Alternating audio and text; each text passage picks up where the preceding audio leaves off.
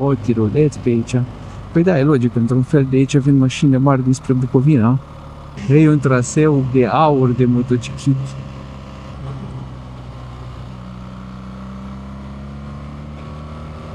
Îmi pare rău de la doamna linie continuă, dar nu puteam să stau în spatele lui. Ca începători, vă rog eu frumos, nu veniți și vă aruncați ca chiorii pe el, veniți în ritmul vostru, exersați pe el. Nu. Ce mergem cu 20 la oră? Uite frate cât e pe contrasens, nu? Uite cât e de larg drumul, cât e de largă banda, are 20 la oră și tot este pe contrasens.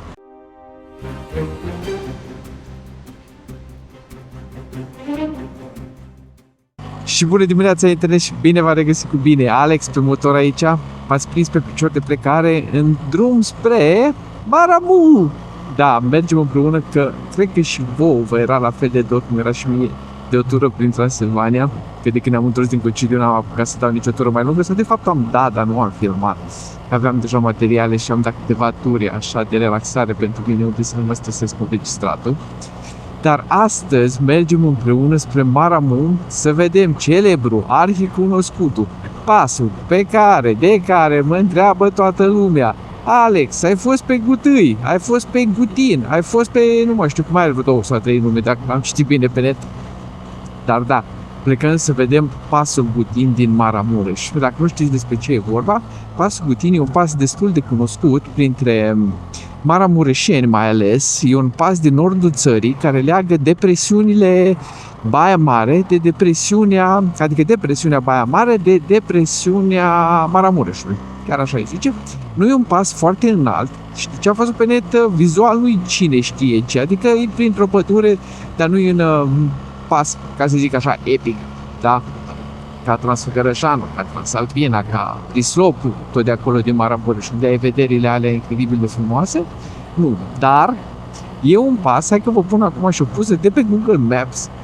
E un pas foarte fain de condus pe motor, de făcut pe motor, pentru că are de mii de curve și viraje și serpentine și switchback-uri și twisties, cum vreți voi să le spuneți. Și tocmai din cauza asta e foarte cunoscut și apreciat prin riderii din nordul țării. Mi-am primit de foarte multe ori întrebarea asta: Alex, ai fost pe Gutâi, ai fost pe Gutâi?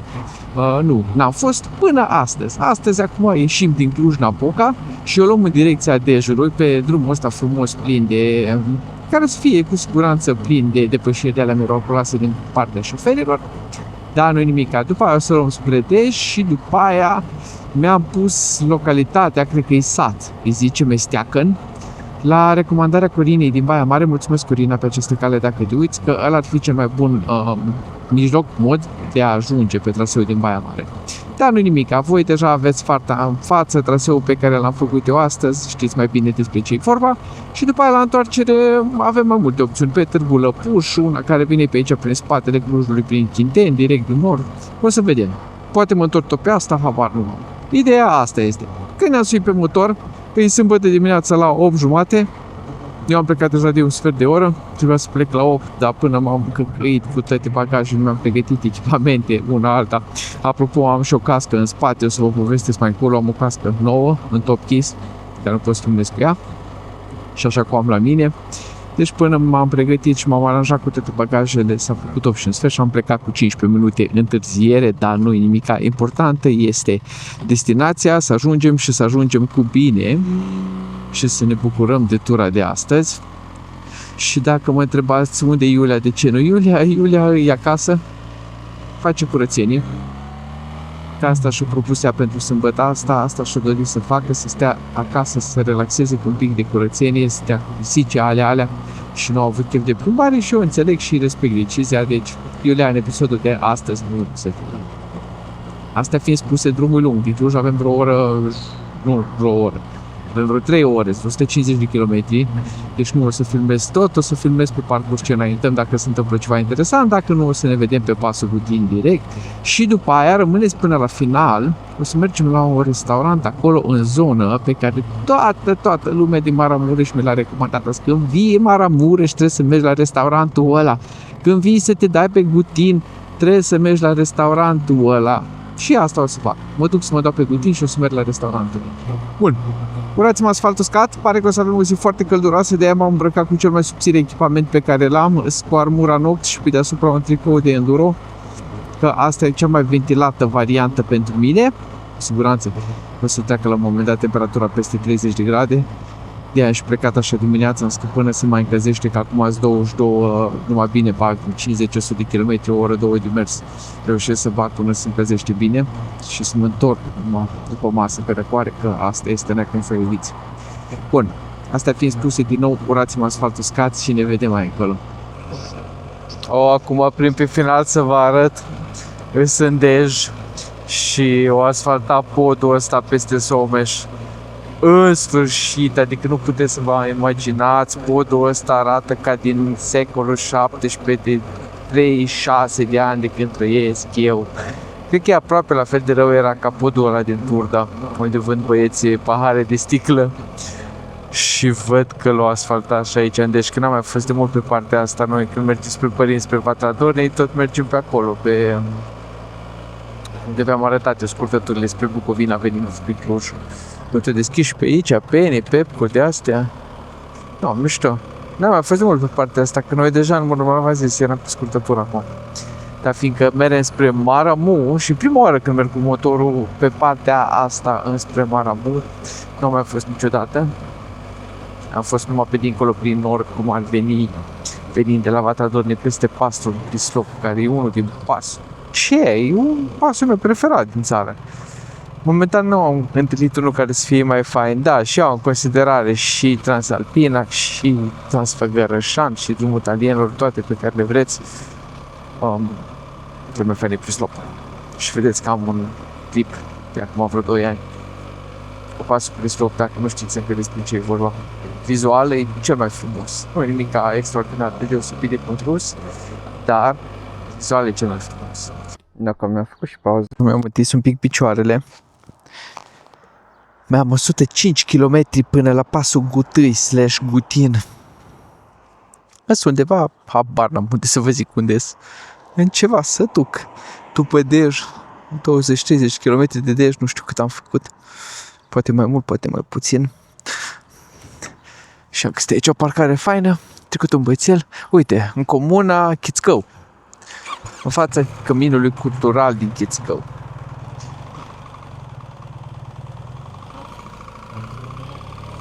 Așa bine,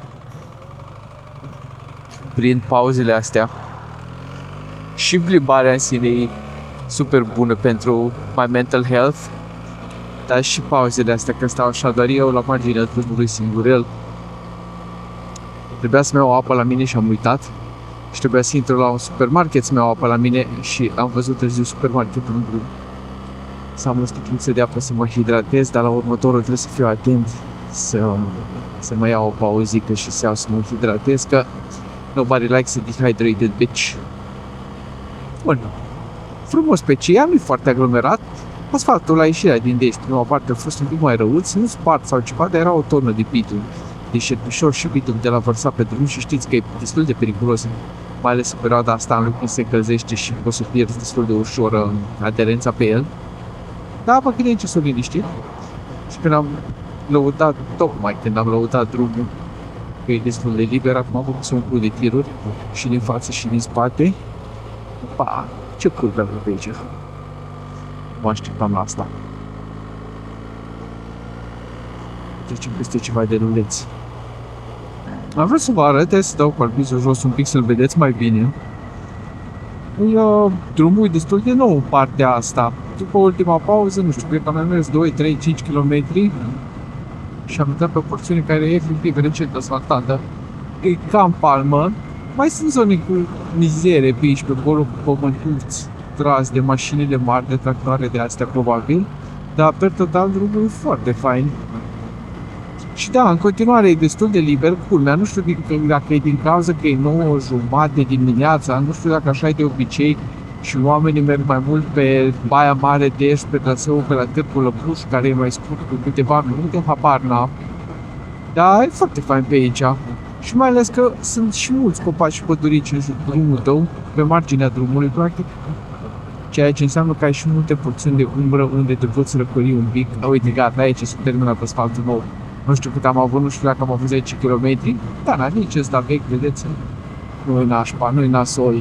Atâta, să aveți grijă la mizerie un pic, palegi, pământ, chestii de genul ăsta. Palege.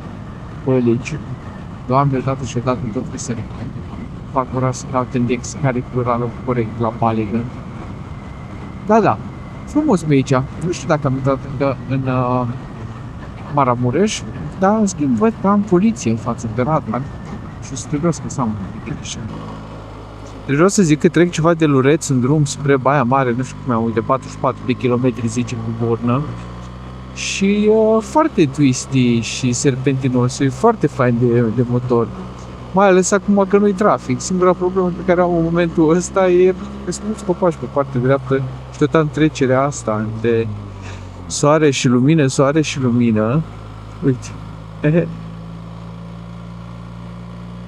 Și nu văd bine calitatea asfaltului în punctele astea de trecere. Am un pic emoții, eu cu ochii mei care și cu ochelari de soare în momentul ăsta. Dar restul e foarte fain. Îți dă o benzi pe sens la oricare. De acum văd asfaltul. S-a dat o tip. Da, la coborâre e una singură, dar la urcare stau. Da, na, vedeți că și ce vreau să zic e dacă vă gândiți la o tură de asta înspre Baia Mare, înspre Gâtin, să veniți în partea asta și traseul interesant. Nu o să vă plictisiți până la Baia Mare. Chiar e foarte fain de când am plecat din Dej în partea asta. Chiar îmi surâde. E pe placul sufletului meu, s-ar spune. Uite ce frumos e. Ce frumos e de condus, mă refer. Acum vizual nu cine știe ce. Că nu vede mare lucru. Dar de condus e drăguț. Bravo, Alexandru, ai fost inspirat că te-ai hotărât să vii astăzi aici, să mă iei astfel de decizii înțelepte.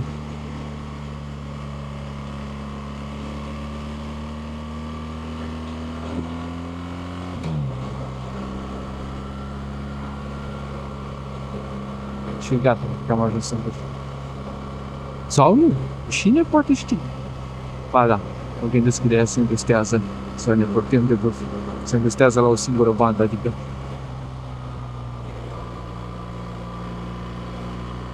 Da, uite, și-am uitat și județul Maramureș. Avem o vedere faină în partea aia. Voi nu cred că o vedeți de copaci. Și n-am apucat să-mi țin capul mult în stânga să vă uitați.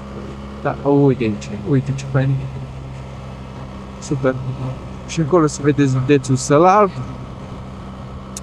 Și noi am dat în Maramureș și mergem în partea opusă, de dreapta. Îți destul de convins că dacă mă uit pe hartă o să găsesc și aici. Pe băsulețul nu știu care, pasul nu știu cum. Și Baia Mare, doamnelor și domnilor. Prima dată în frumosul ăsta oraș maramureșean după 20 de ani, nu cred că am fost de 20 de ani, sincer, în Baia Mare. Și o să avem prima oprire de cafea pe astăzi, că celelalte au fost numai din prins picioarele. Numai să reușesc să trag un loc, să găsesc un loc să trag pe dreapta și să văd că am postat pe Instagram și m-am cerut recomandări de cafenele unde să opresc, că n-am nici cea mai mică idee unde să opresc și să trag un pic pe dreapta să văd cine ce mi-a răspuns, să-mi pun Waze-ul să beau o cafea și după aia pornim pe Gâtin. Sincer, cea mai bună pauză și modalitate de a-ți bea cafeaua e când faci o pauză când ești într-o tură cu motorul. Sincer. Nu e ceva cafea deosebit, e ceva ili cafe. Dar așa e de bine la drum, așa e de frumos. Mai mare drag. Asta a fost și cafeluța. Hai să vedem. Schimba GPS-ul? Nu s-a schimbat. Crezi că l-am schimbat.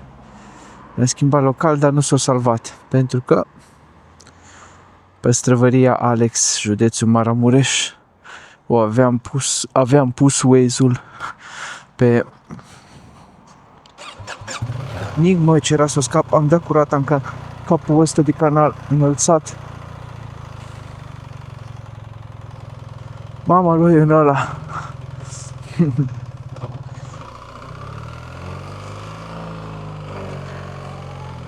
Deci da, am servit cafeluța, mi-am luat o apă la pachet. Buzunarele mi sunt închise. Bun, și mi-am schimbat Waze-ul să bată direct pe Păstrăvăria Alex, care va fi ultima oprire pe astăzi. Nu cred că să fie ultima oprire pentru mine, dar o să fie ultima oprire pentru clipul de astăzi. Ceea ce înseamnă că mai avem 38 de kilometri și 54 de minute până la Păstrăvăria Alex, care este dincolo de pasul Butin. Deci ca să ajungem la ea o să traversăm și pasul. Da, întâi să ieșim din Baia Mare. Că e un pic de traficuleț la ora asta dimineața. Nu groaznic, noi ca Clujul, nu vă gândiți. Totuși am băut o cafea aici. Nu știu dacă sunt în centru, n-aș vrea să zic că sunt în centru sau nu, că nu știu. Dar am băut o cafea și o apă și mi-a costat numai 22 de lei. Ceea ce este un preț destul de bun pentru mine venit din Cluj. Da, asta e. Și îmi place că au semafoare de asta cu timer. Și știu când să o bag în viteză ca să nu-mi ard degeaba ambreiajul. Dar ce bisericuță frumoasă de lemn aici, tradițională a la Maramu. Nu știu cum se cheamă și nu mi-apare pe Waze decât pe Anymarket ăsta. Și iată-ne, doamnelor și domnilor, se vede pe Waze în fața noastră, ăla e pasul Butin. După aia să ajungem pe partea aia altă și să mâncăm ceva bun de prânz de la Păstrăvăria Alex. Nu Păstrăvăria Alex pe motor, aș vrea să am Păstrăvărie în Maramureș, aș vrea să am Păstrăvărie în Da. Bun, o fi și Alexul ăla, care are și Păstrăvăria are.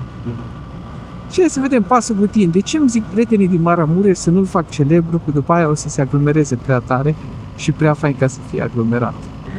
Și mi-am dat ochelari de soare jos, să aici, tocmai de asta. Am presupus că o să fie, salutare colegii, o să fie multe zone umbrite și să nu am surprize. Salutare! Opa, deci începem în forță tare.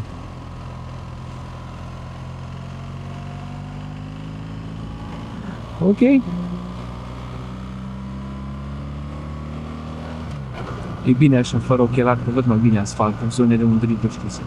Aia e grija mea. O chestie de genul ăsta, când mergi, nu ai nicio problemă, dar să nu fie ceva mizerie pe drum și să nu o vezi din cauza zonelor umbroase. O, tiruleț pe aici. Păi da, e logic, într-un fel de aici vin mașini mari dinspre Bucovina. Am văzut chiar indicator cu Iacobeni, un pic mai încolo. Trecusem de ele, erau 219 km. Deci de aici chiar de pe Bucovina, undeva pe la 200 până în Iacobeni, care era în Bucovina, lângă Vatratorii, după pasul Chislop. Și sincer, dacă nu vrea să mă întorc la Cluj, să zicem cum stătea pe vârful capului faptul că aș putea și aș avea timp să mă duc de aici către Iacobeni, să trec de la părinți pe la Vatradorni și după aia pe diseară să mă întorc înapoi la Cluj. Dar frumos ar fi din partea mea dacă am să fi să mă duc să stau cu ei, mai ales că nu-i vedem toată ziua. Coleg, îmi mulțumesc!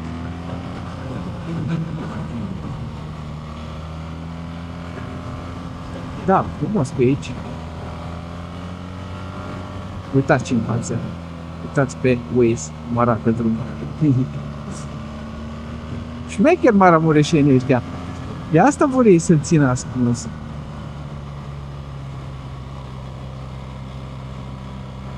Să-l ținem secret.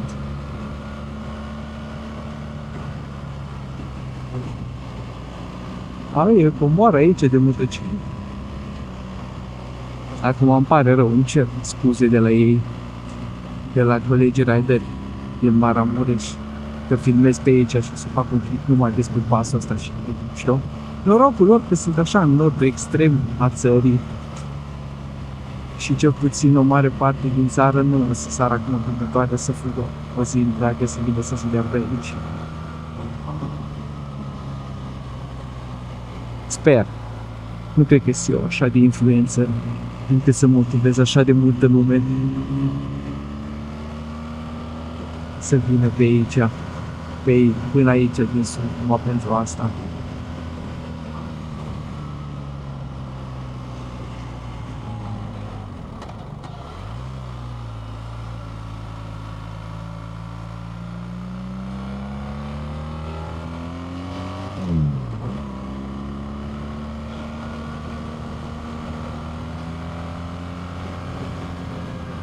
frumos, da.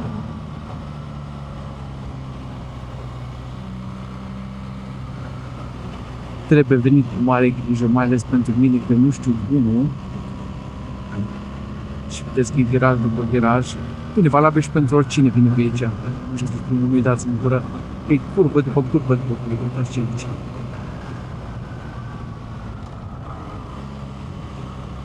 Deci până nu-l faceți de 20 de ori să-l învățați pe de rost, nu încercați să întâlniți genunchi pe asfalt.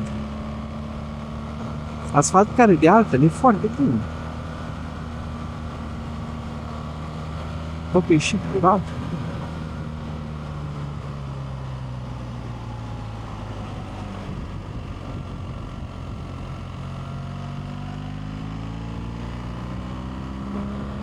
Punem și pe Bela în modul sport, adică nu, pun în modul sport, deschid interfața asta sport.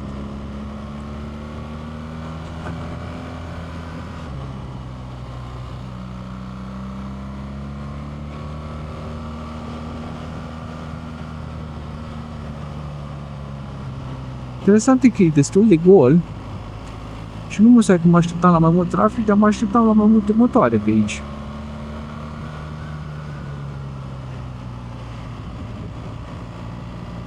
Și te-am văzut 4 pe linie.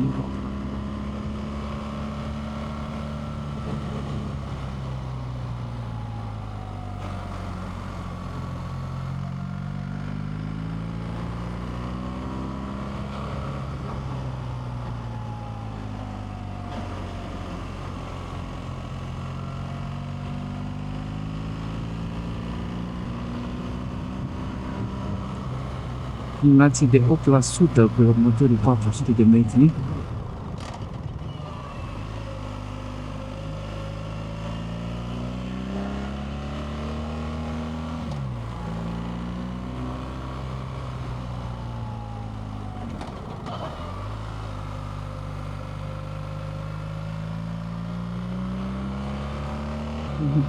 Zice Waze în caz că reduce speed ahead. Se pare că merg foarte tare? Ți se pare că aș putea merge mai tare de atât?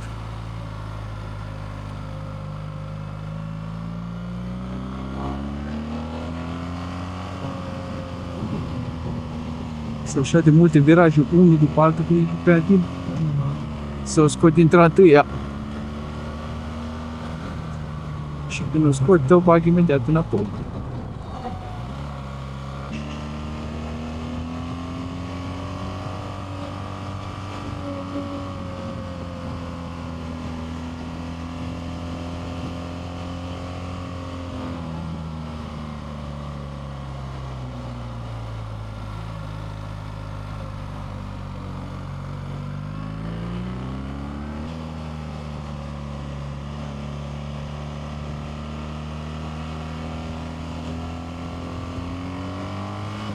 Fraților, știu de nu e adevărat.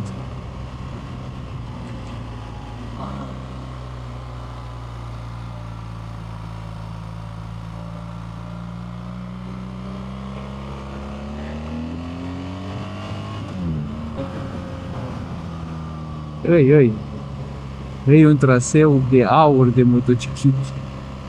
Iar e unul din chestiile, acum, în sinea mea, sunt una din chestiile care simt că ar trebui să fie mai populară pentru motocicliști internaționali decât Transfăgărășan și Transalpina. Dar, într-adevăr, avantajul la Transfăgărășan și Transalpina că avem vederile alea, avem fluurile alea. De toți banii, aici, ce vedem în stânga, în dreapta e pădure, nu e așa de, cum să zic, epic.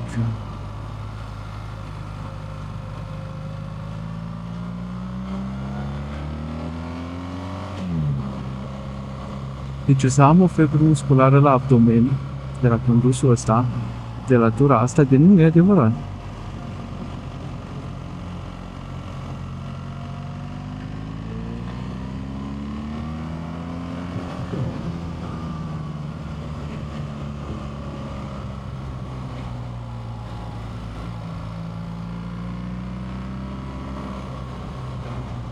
Și foarte fain că e drumul lat, chiar dacă e singură bandă cu sens, super lat drumul.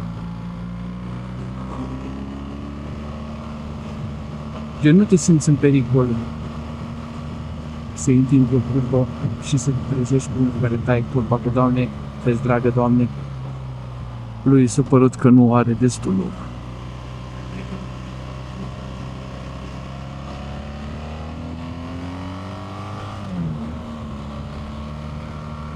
Și ăsta e vârful, oare?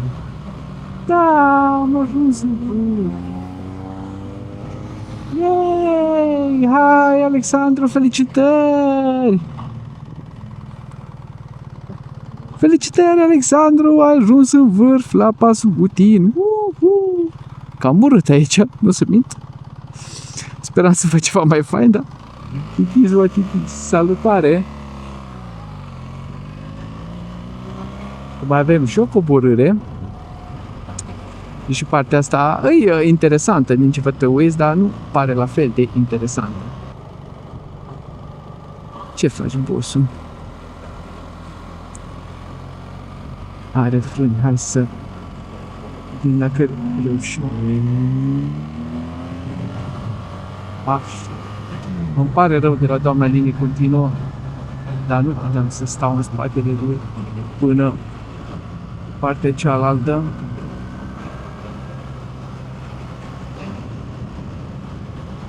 Frumos, da, foarte fain a fost. Veniți în număr cât mai mare. Din nou îmi pare rău la prietenii mei din Maramureș care trebuie să țină secret. Dar e și frumos de condus, e foarte frumos de condus pe el, fără să exagerez. Și deși e destul de tehnic, mi se pare, fiind așa de lat și bine îngrijit asfaltul, mi se pare că e potrivit și pentru începători. Numai ca începători, vă rog eu frumos, nu veniți și vă aruncați ca chiorii pe el, veniți în ritmul vostru, exersați pe el, veniți ca să exersați pe el, dar nu vă aruncați ca chiorii dacă nu știți ce faceți. Bine, vă rog eu frumos. Noi suntem la 2 pași de Ucraina, păcat că n-am pașaportul la mine să intri și până în Ucraina, să mai bifez o țară în pașaportul meu, o viză. Oho! 37 de grade, inclinare la dreapta, un nou record personal, cel puțin de care știu. Salutare, colegii!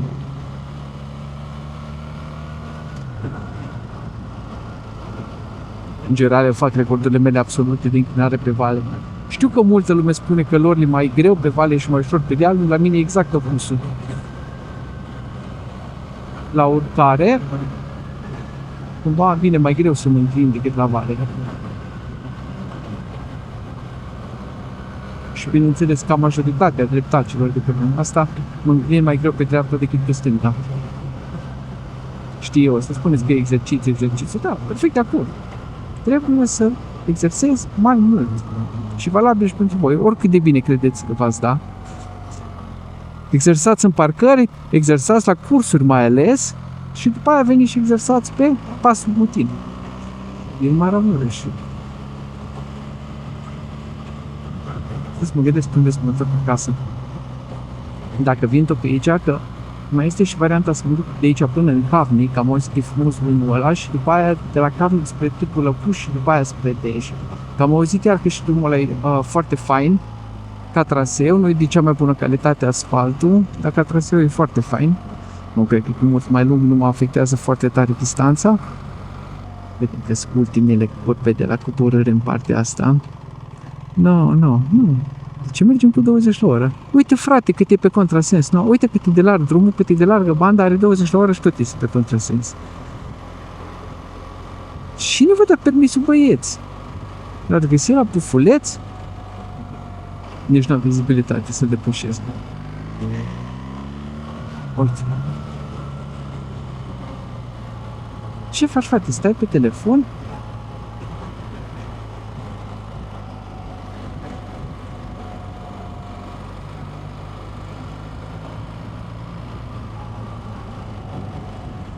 Eu, săracul, cred că are 150 de ani. No. Știi care e problema mea? Uite, ia. E o curbă așa banală și de totale și pe contrasens. Dar ce să mai zic? Sincer, am o problemă. Cu ăștia am o mare problemă. Deci după 65 de ani mi se pare că ar trebui să dai toate testele din lume posibile anual ca să ai dreptul să-ți... Îmi pare rău. Deci ăsta e adevărul. Ăsta e punctul meu de vedere. După 65 de ani ar trebui să dai toate testele anual ca să dovedești că ești apt și capabil să conduci. Cum faci ITP-ul la 2 ani la mașină?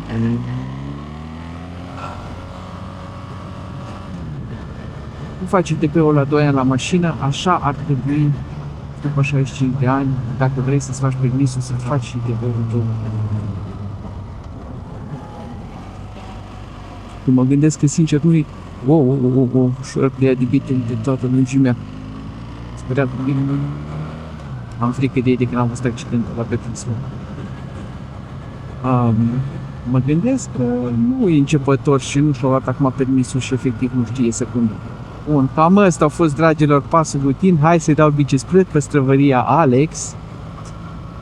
Și să vedem ce mâncăm acolo și nu o să mănânc păstrăv dacă la asta vă așteptați, că nu sunt cel mai mare fan pește. Nu am dispoziția necesară să mă mâjesc acum și să stau o oră să scot o șcioare din pește. Așa că vedem ce găsim altceva să mâncăm în afară de pește. Și să încheiem clipul de astăzi. Uite că mă ajung și am voie să fac stand aici. Singurul fraier care nu se intre acolo în curte așteptând să caute o bandă să întoarcă. Pentru că aici e linie continuă.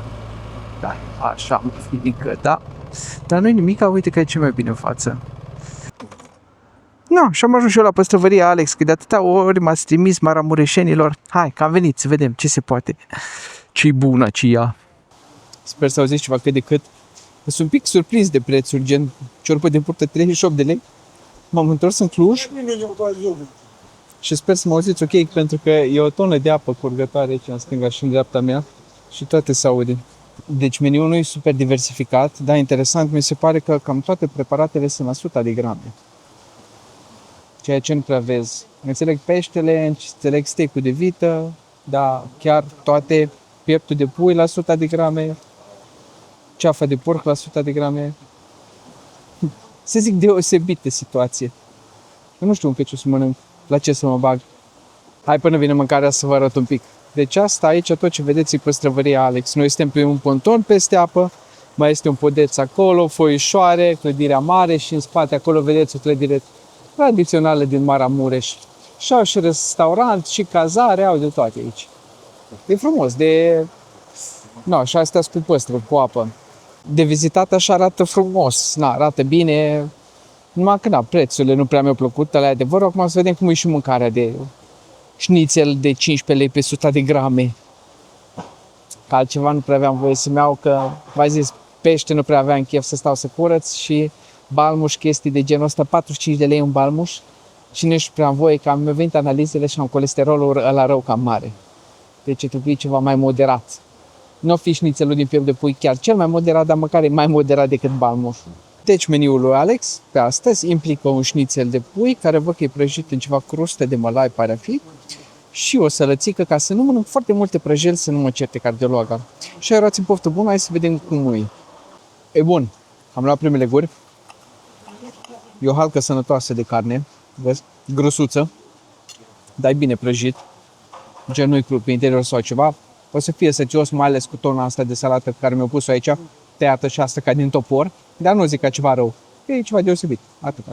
Bunuță mâncarea, nu pare rău cum mi-am luat șnițel, șnițelul a fost pe la medie, nu extraordinar, dar nu a fost un șnițel rău.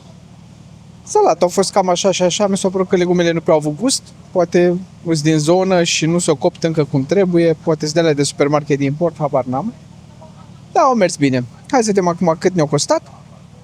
Adică pe mine și pe voi care vă uitați la mine și după aceea să procedem înapoi spre casă. Deci am mâncat cu 58 de lei, șnițel, salată și un suc. Acum decideți voi dacă e un preț ok sau nu pentru așa ceva. Nu mi se pare rău. E preț de restaurant normal. Acum, not great, not terrible, știți vorba aia. Da, înainte să terminăm, v-am promis că vă arăt noua mea cască, Klim Krios Pro, pentru că eu o să mă întorc cu ea acum. Să-mi dau jos cardul de pe asta, să-l pun pe asta, pentru că pe asta momentan încă nu aveam suport de cameră și de microfon, de aia n-am venit cu ea. Și acum, ca să mai obișnuiesc capul, că e super nouă, gen săptămâna asta mi-a venit, o să mă întorc cu ea acasă. Dar asta fiind spuse, de aici, din frumosul și însoritul Maramureș. Dacă ați rămas până aici, vă mulțumesc foarte frumos. Dacă nu sunteți încă abonați, să vă rog să luați în considerare să-mi lăsați și o abonare. Puteți sprijini canalul devenind membri, aveți jos un buton de join sau în descriere un link de membership. Dacă vă apare sub clip, când vă uitați pe telefon sau tabletă, un buton de hype, apăsați și pe ăla că mă ajută cu algoritmul și aia e gratuit. Dați un like, dați un share către prietenii voștri, lăsați-mi un comentariu ce părere aveți voi despre pasul Gutin și Păstrăvăria Alex de aici de unde am mâncat. Lăsați-mi un comentariu despre ce vreți voi, de fapt, fiți politicoși, vă rog frumos. Comentariile nepoliticoase o să le șterg. Și asta fiind spusă, până data viitoare, fiți buni cu voi, fiți buni unii cu alții și asfalt uscat să avem.